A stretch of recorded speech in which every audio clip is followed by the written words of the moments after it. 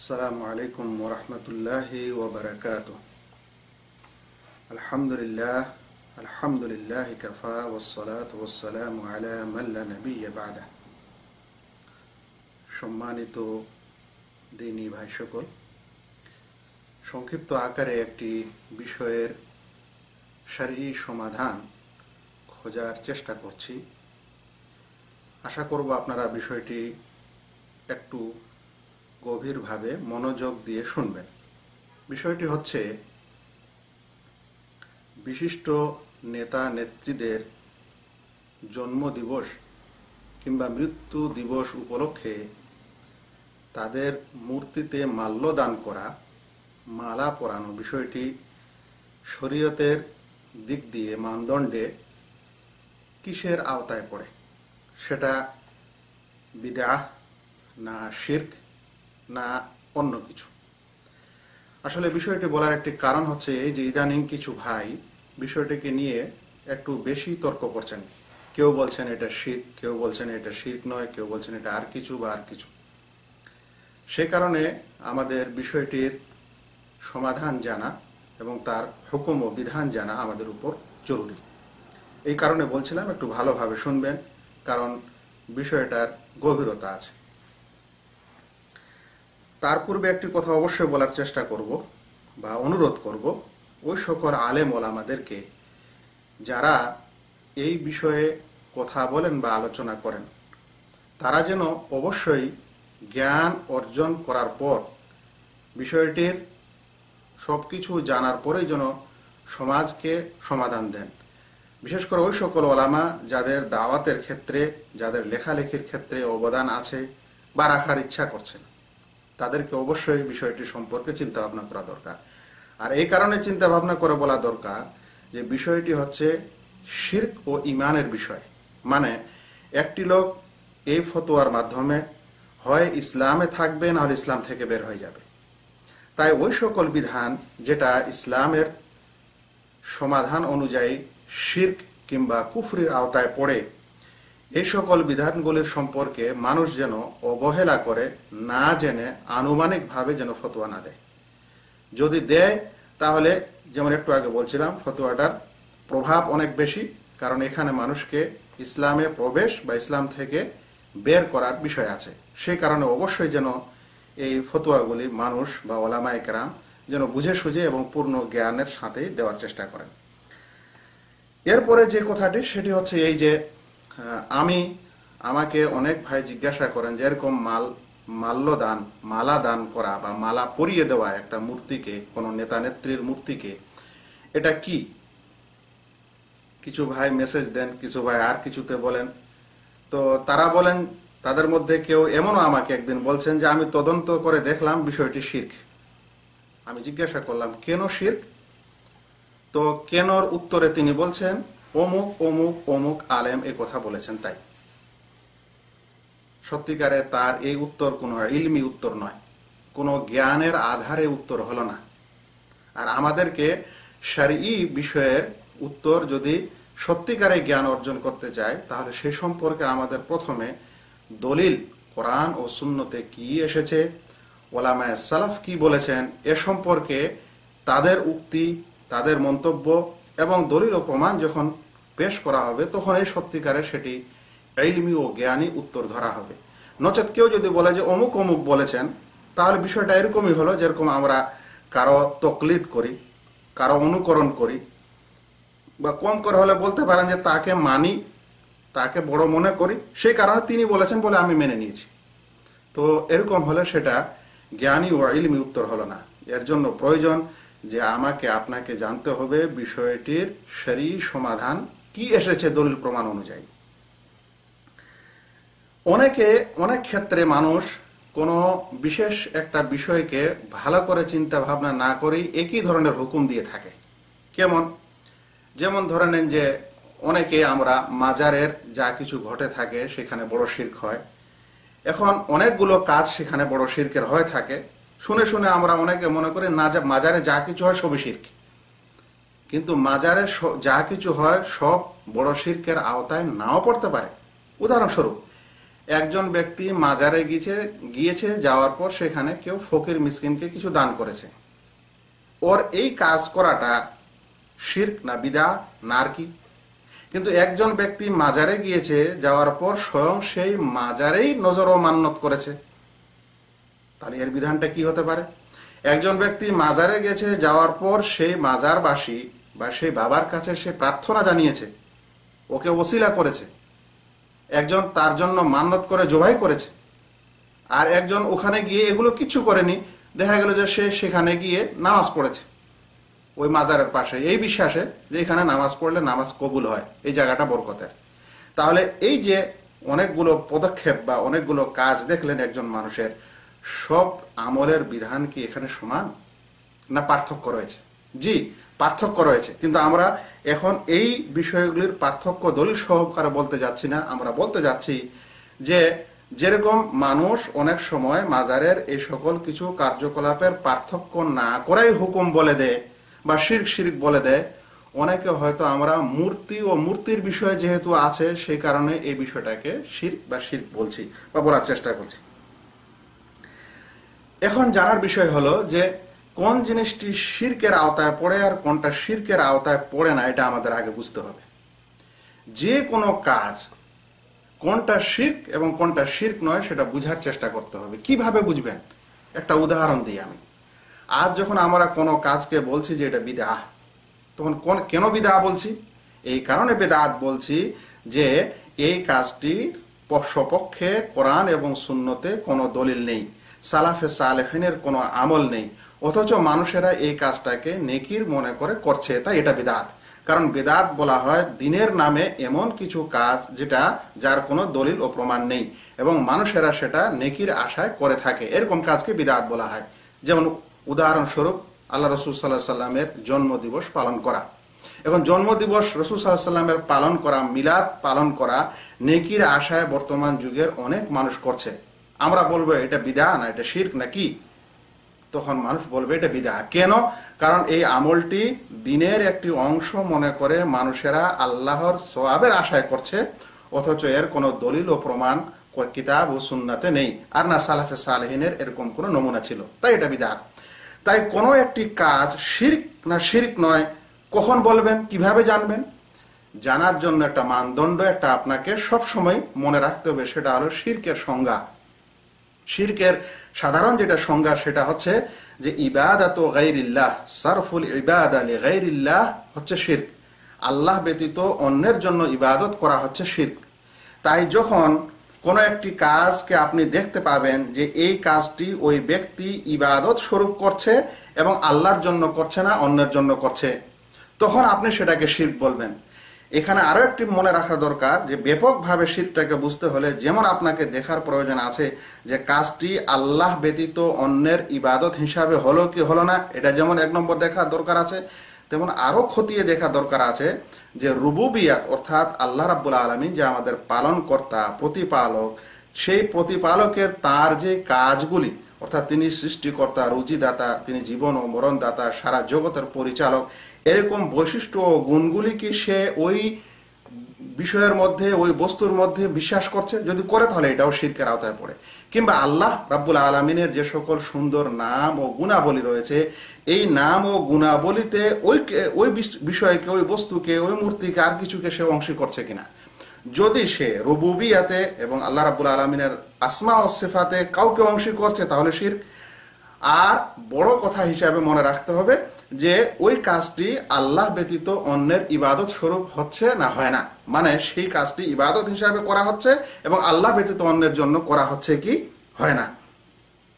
এখন জানা দরকার, আমরা এর ইতিপূর্বে যে উদাহরণগুলি দিলাম যে মাজারে গেলে সব কাজ বরাবর হয় না, ঠিক এরকম আমাদের এটা জানা দরকার যে মূর্তি তৈরি করা একটি বিষয়, মূর্তির পূজা করা আরেকটি বিষয়। মূর্তি ও ছবি তৈরি করা ইসলামে হারাম, তবে মূর্তি ও ছবির ইবাদত করা হচ্ছে শিরক। তো সবাই যেন এই মূর্তি বলেই সবকিছু শিরক এরকম যেন মনে না করা হয়, কারণ মূর্তি ছবি তৈরি করা ইসলামে নিষেধ, সেগুলিকে কোথাও হেফাজতের সাথে রাখা, এমনকি ঘরে রাখাও ইসলামে নিষেধ। কিন্তু নিষেধ মানে শিরক না, যতক্ষণে সেই ছবি ও মূর্তিগুলির ইবাদত না হয়। তাই ওই ঘটনায় ইবনে আব্বাস রাদিয়াল্লাহু তাআলা আনহুর হাদিসে এসেছে যে যখন ওয়াদ, সুয়া, ইয়াগুস, ইয়াউকের তাফসিরে ইবনে আব্বাস রাদিয়াল্লাহু তাআলা আনহু বলছেন, তখন বলছেন এগুলো হচ্ছে নূহ আলাইহিস সালামের যুগের সৎ লোকের নাম। ওরা যখন মারা যায়, শয়তান তখন এদেরকে এসে বলে যে ওই লোকগুলা কেমন ছিল। এরা বলে খুব ভালো মানুষ ছিল। তাহলে তোমরা কেন ওদের ছবি মূর্তি তৈরি কেন করো না? তখন তাদেরকে ছবি মূর্তি তৈরি করার পরামর্শ দিল। ওই ছবি মূর্তিগুলা তারা তাদের বাড়িতে রাখলো। এখনো তাদের ইবাদত করা হয়নি। ফালাম ইউবাদ, এখনো তাদের ইবাদত করা হয়নি। অতঃপর যখন একটা বড় জামানা শেষ হয়ে গেল, সময় অতিবাহিত হলো, তখন আবার শয়তান এসে বলল, জানো তোমাদের পূর্বপুরুষরা এটা কি করতো? বলেন না, তো ঘরে রেখেছে, এটাই জানি আমরা। বলছে না, একে সাজদা সালাম করতো, এর সম্মান করতো, ওর এই করতো, ওর সেই করতো। এরকম করতে করতে তখন তাদেরকে মূর্তি পূজায় লাগিয়ে দিল। তো মূর্তি তৈরি করেছিল, এটা একটা হারাম কাজ। মূর্তিকে বাড়িতে রেখেছে, এটা একটা হারাম কাজ। যতক্ষণে ইবাদত না হয় ততক্ষণ পর্যন্ত সেটাকে শিরক বলা যাবে না। এখন প্রশ্ন হলো যে যখন কেউ এরকম ভাস্কর্যে, সেটা শহীদ মিনারের মতো হতে পারে বা আর কোনো কিছু হতে পারে, কেউ মারা গেছে, ওখানে শহীদ হয়েছে, তাদের চিহ্নে যেই স্থাপিত করা হয়েছে যে ভাস্কর্য, যে চিহ্ন, এভাবে কোনো নেতা নেত্রীর একটা মূর্তি তৈরি করা হয়েছে, করার পর সেখানে যে মালা দেওয়া হচ্ছে, এটা কি উপলক্ষে দেওয়া হচ্ছে? প্রথম এটা আমাদের জানা দরকার। এখানে উপলক্ষটি হচ্ছে যে সেই লোককে স্মরণ করা। কিভাবে স্মরণ করা? তার জন্ম দিবসে স্মরণ করা, জন্ম দিবস তার উদযাপন করা, পালন করা। উদযাপন করার নিয়ম কি? বলে উদযাপন করার নিয়ম হচ্ছে যে যেদিন তার জন্ম হয়েছে সেদিন আমরা সবাই মিলে যাব, ফুলের তোড়া নিব, মালা নিব, নেওয়ার পর তার কবরের উপরে না হলে তার মূর্তির উপরে ওটা চাপিয়ে দিব, দিয়ে চলে আসব। এটা হচ্ছে এই উদযাপন করার বা এই দিবস পালন করার মুখ্য উদ্দেশ্য। অনেক মানুষ বলে যে এর মাধ্যমে তারা ওর রুহের, ওর আত্মার শান্তি কামনা করে, আর কিছু করে। হ্যাঁ, আত্মার যদি শান্তি কামনা করে, তো আমরা প্রত্যেক মুসলিমই একজন মুসলিম ভাইয়ের আত্মার শান্তি, আত্মা কথাটা আমি অত পছন্দ করি না, মানে তার তার তার যেন আযাব শাস্তি না হয়, সেই কারণে আমরা দোয়া করি। কিন্তু এখানে শান্তির কামনা করি। এখন দোয়া করি বা শান্তির কামনা যে করি, তা আমরা যে কোনো মানুষের জন্যই, যে মুমিন তার জন্যই কামনা করতে পারি। কিন্তু আত্মার, রুহের শান্তির কামনা করা আর রুহের ইবাদত করা দুটি ভিন্ন জিনিস। শান্তি কামনা করা হচ্ছে তার জন্য দোয়া করা, আর রুহের পূজা করা, ইবাদত করা হচ্ছে সেই লোকের বা সেই মূর্তির, যেটা আমরা দেখতে পাচ্ছি, তার ইবাদত করা। তো তার রুহের, আত্মার মাগফিরাত করা, কামনা করা, শান্তি চাওয়া, এই মালা দান করার পর এটি আলাদা বিষয়, কিন্তু ওই মূর্তির পূজা করা হচ্ছে আলাদা বিষয়। এখন এই কথাগুলি বলার পর আমি অবশ্যই আপনাদেরকে, যেহেতু আমি বলছি, হয়তো অনেকেই ভাববেন যে কে জানি ইনি রং এক্সপ্লেন করছেন বা আমাদের দিক নির্দেশনা দিচ্ছেন নাকি মিথ্যা বা ভ্রান্ত বা না জেনে। সে কারণে আমি ফতোয়া আল-লাজনা আদ-দাইমা, এটি হচ্ছে সৌদি ইফতা বোর্ড, সৌদি ফতোয়া বোর্ড, যার নাম হচ্ছে ফতোয়া আল-লাজনা আদ-দাইমা লিল বুহুস আল-ইলমিয়া ওয়াল ইফতা। এই ফতোয়া বোর্ডের প্রথম খণ্ড, যেটা আকীদার বিষয়, এমনকি দ্বিতীয় তৃতীয় খণ্ড আকীদাকে কেন্দ্র করে আছে। এই প্রথম খণ্ডের পৃষ্ঠা নম্বর 695-তে এরকম একটি প্রশ্ন করা হয়েছে। ওই প্রশ্নের উত্তরে তারা কি বলছেন শুনেন। প্রশ্নটি হয়েছে, মা মাওকিফুল ইসলাম মিনাল আনসাবে ওয়া নুসুবিল জুনদি আল মাজহুল। বলছে ইসলামের ধারণা কি যে ভাস্কর্য বা মূর্তি বা ছবি তৈরি করা হয় এবং কোনো বিশেষ ক্যাপ্টেন, দেশের কোনো বিশেষ নেতা নেত্রী যাদের এগুলো রাখা হয় করে, এগুলোর ব্যাপারে ইসলামের বিধানকে। তখন তারা বলছেন, ইকামাতুল আনসাব লিমারুফিনা মিনাল ওয়াজাহা আও মাল্লাহুম শাআনুন ফি বিনাইদ দাওলা ইলমিয়ান আও ইকতিসাদিয়ান আও সিয়াসাতান আও সিয়াসিয়ান। বলছে কোনো বিশিষ্ট ব্যক্তি যারা দেশ নির্মাণ করার বিষয়ে, যাদের জ্ঞানের দিক দিয়ে, যাদের অর্থনৈতিক দিক দিয়ে, রাজনীতির দিক দিয়ে যাদের বিশেষ অবদান রয়েছে, এরকম লোকের ভাস্কর্য তৈরি করা, মূর্তি তৈরি করা বা চিহ্ন তৈরি করা, এই জিনিসগুলা হুয়া মিন আমালিল জাহেলিয়া, এগুলো জাহিলি যুগের কাজ, ইসলামের কাজ না। ওয়া যারবুম মিনাল গুলুফি, এবং এদের সম্পর্কে অতিরঞ্জন করার একটি প্রকার। ওয়ালিযালিকা নাজিদহুম ইউকিমুনা হাফালাতুদ যিকরা হাওলা হাযিহিল আনসাব। বলেন এইজন্য আমরা অনেক সময় দেখতে পাই যে এই প্রতিচ্ছবি বা এই ছবি বা এই চিহ্ন বা এই প্রতীকগুলির পাশে তারা স্মরণ দিবস পালন করে ইনদাল মুনাসাবাত, বিশেষ বিশেষ সময়ে। ওয়াইয়াদাউনা আলাইহা যুহুর তাকরীমান লাহা, এই কথাটি বিশেষ করে মনে রাখা দরকার। এবং তারা ওই সকল চিহ্নের উপর, প্রতীকের উপর জহুর, ফুল রাখে, ফুল দান করে। তাকরীমান লাহা, এ সকল নেতা নেত্রী বা যাদের অবদান রয়েছে দেশ নির্মাণে, তাদের সম্মানে। তখন কি বিষয়টি? তখন বলছেন ওয়াহাদা শাবিহুম বিল ওয়াথানি আল উলা, এগুলো প্রথম যুগের মূর্তি পূজকের নকল। ওয়া যারিয়াতুন ইলা শিরকিল আকবার ওয়াল ইয়াদু বিল্লাহ, এবং বড় শিরক হওয়ার মাধ্যম। আল্লাহ তাআলার কাছেই আশ্রয় কামনা করে। অর্থাৎ কি বলছেন? যে এগুলো হচ্ছে মূর্তি পূজকের মতো কাজ, এবং এগুলো হচ্ছে যারিয়া ইলা শিরকিল আকবার, বড় শিরক হওয়ার মাধ্যম। তাই এটাই হচ্ছে এই বিষয়ের সমাধান, যে কেউ কোন দেশের নেতা নেত্রীর কিংবা বিশেষ শহীদ দিবস উপলক্ষে এখানে যে চিহ্ন প্রতীকগুলি করা থাকে ওগুলাতে গিয়ে মালা যদি দান করে, তাহলে এটা হচ্ছে বড় শিরক হওয়ার মাধ্যম, কিন্তু বড় শিরক না। তারপরে বলছেন ফায়াজিবুল কাদা আলা হাযিহি তাকালিদ মুহাফাযাতান আলা আকিদাতিত তাওহীদ। বলছেন এরকম আচার ও আচরণকে শেষ করা দরকার, নিঃস্ব করে দেওয়া দরকার তাওহীদের আকীদার হেফাজতের উদ্দেশ্যে, রক্ষার্থে। আপনারা এই ফতোয়াটি ফতোয়া লাজনা দায়মা লিল বুহুথ আল ইলমিয়া ওয়াল ইফতা প্রথম খণ্ড 695 পৃষ্ঠায় দেখে নিতে পারেন, যদি সেই ফতোয়ার বইটি দারুল আসেমা লিন নাশর ওয়াত তাওযির মাধ্যমে ছাপাই করা হয়। তাহলে এটি ছিল এই বিষয়টির সমাধান, যে এগুলা হচ্ছে অবশ্যই হারাম কাজ এবং বিদআত কাজ, আর এগুলো হচ্ছে শিরকের মাধ্যম। এরকম করতে করতে মানুষ বড় শিরকে পৌঁছাতে পারে। নচেত কারো জন্ম দিবস উপলক্ষে বা মৃত্যু দিবস উপলক্ষে সেই জিনিসগুলোর উপর বা তার কবরের উপর ফুল দেওয়াটাই বড় শিরক নয়। এখানে আরেকটি কথা অবশ্যই বলে দিতে চাই, যে তাহলে এখানে কি করতে হবে? প্রথমত, ইসলামে কোনো মৃত্যু দিবস ও জন্ম দিবস নাই। তাহলে মৃত্যু দিবস ও জন্ম দিবস পালন করাই হচ্ছে ইসলামে অবৈধ, একটা বিদআত। অতঃপর ওই দিবসে তার সম্মানে, তার স্মরণে মালা দান করা, এটা একটা, মালা দান করে তার আত্মার কামনা করা, এটা একটা দ্বিতীয় বিদআত ও হারাম কাজ। কারণ ইসলামে কোনো মাইয়েতকে স্মরণ করে মাল্য দানের বা মালা দানের বা ফুলের তোড়া দেওয়ার কোনো ব্যবস্থা রাখেনি। তাহলে কি রাখা হয়েছে ইসলামে মাইয়েতের জন্য? জি, ইসলামে মাইয়েতের জন্য যেটা করার বিধান দেওয়া হয়েছে, যে সে তার জন্য দোয়া করবে, তার জন্য দোয়া করবে, তার জন্য প্রার্থনা করবে, তার জন্য সাদকা খায়রাত করবে, এমনকি তার ভালো গুণগুলি বর্ণনা করবে। এটা হচ্ছে ইসলামের বিধান, যে কোনো মৃত্যু ব্যক্তি সে যত বড়ই হোক আর যতই ছোট হোক, তার জন্য যদি কিছু করতে চায় তাহলে এগুলি করবে। এছাড়া যে সকল পদ্ধতি করছে সেগুলা হচ্ছে হারাম ও বিদআতি পদ্ধতি। এখানে আরেকটি শেষে কথা বলা ভালো মনে করছে, সেটি হলো যে অনেকে বলে থাকেন যে এখানে তো মূর্তিকে সম্মান করা হলো, আর যেখানে সম্মান করা হলো তাহলে আল্লাহ ব্যতীত কোনো মাখলুককে সম্মান করা হচ্ছে শিরক। এই সংশয়ের উত্তরে বলবো যে ভাই, সম্মান ইসলামে অনেক ধরনের আছে। কিছু সম্মান আছে যে একজন মানুষ আর একজন মানুষের জন্য, কোনো সৃষ্টির জন্য সে সম্মান করতে পারে, নিষেধ করা হয়নি।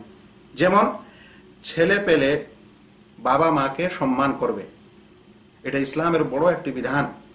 তাহলে বাবা মা তো আল্লাহ নয়, সেটা তো মাখলুক, তার মাখলুককে সম্মান করাই শিরক, এরকম না? আচ্ছা, তারপরে বড় ছোট মানুষেরা বড় সম্মান করবে, মাল্লাম ইয়ারহাম সাগীরানা ওয়ালাম ইউআক্কির কাবীরানা ফালাইসা মিন্না, বড়দের সম্মান করবে।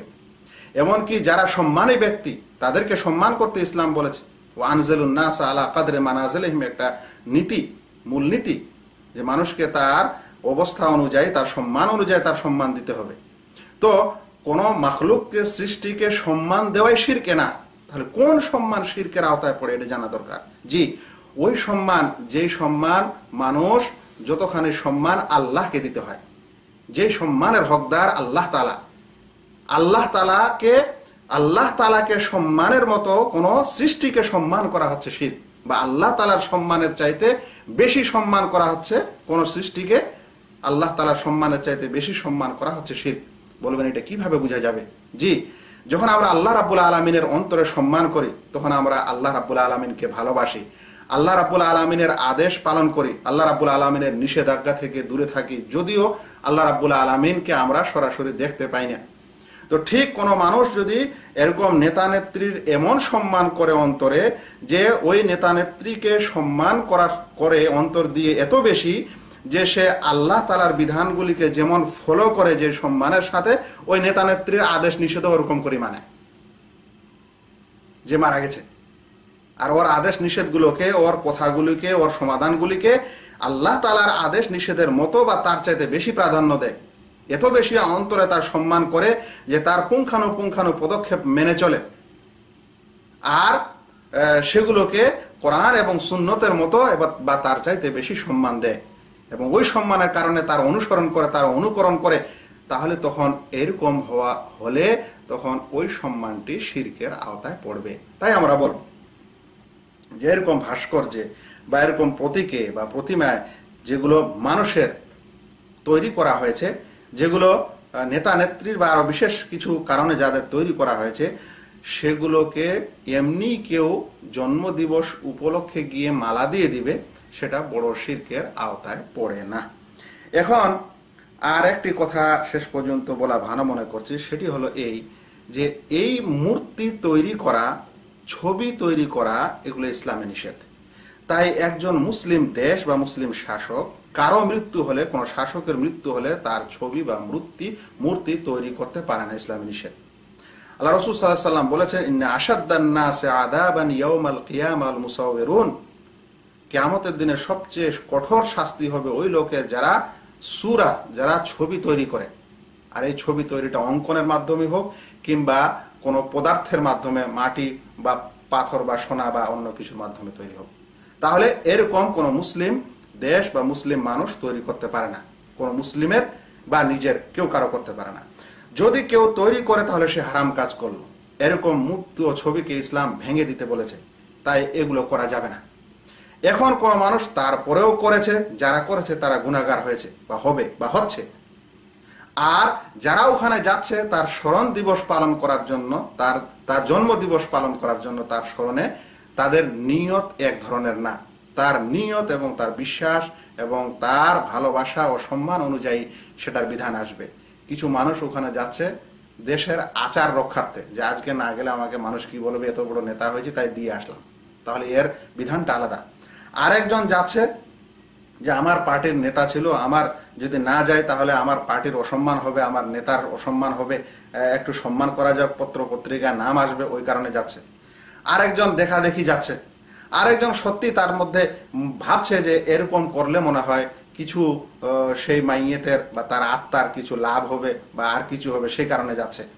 তাহলে যদি কেউ এরকম কারণে যায়, তাহলে এখানে দুটি জিনিস হচ্ছে, একটা হচ্ছে এই যে মাইয়েতের যদি সত্যিকারে আমরা কিছু উপকার করতে চাই, তাহলে তার জন্য যে পদ্ধতি ইসলাম দিয়েছে সেটি হলো তার জন্য দোয়া করা, তার জন্য সাদকা খেরাত করা, তার জন্য ক্ষমা প্রার্থনা করা এবং তার কবর জিয়ারত করা, এইভাবে তার ভালো দিকগুলি বর্ণনা করা। কিন্তু এই পদ্ধতি না নিয়ে একটা নতুন পদ্ধতি আবিষ্কার করা হয়েছে, যে পদ্ধতিটা বিদআ, এবং এই পদ্ধতিটি যেমন বিদআ তেমন এই পদ্ধতিটি ও মুসলিমদের অনুকরণ, যারা পাশ্চাত্য জগতের মানুষ তারাই এই সকল এরকম আবিষ্কার করেছে, তারা তাদের সম্মানীয় ব্যক্তির জন্য এরকম তারা সিস্টেম করেছে, আর সেটাই আমরা গ্রহণ করেছি।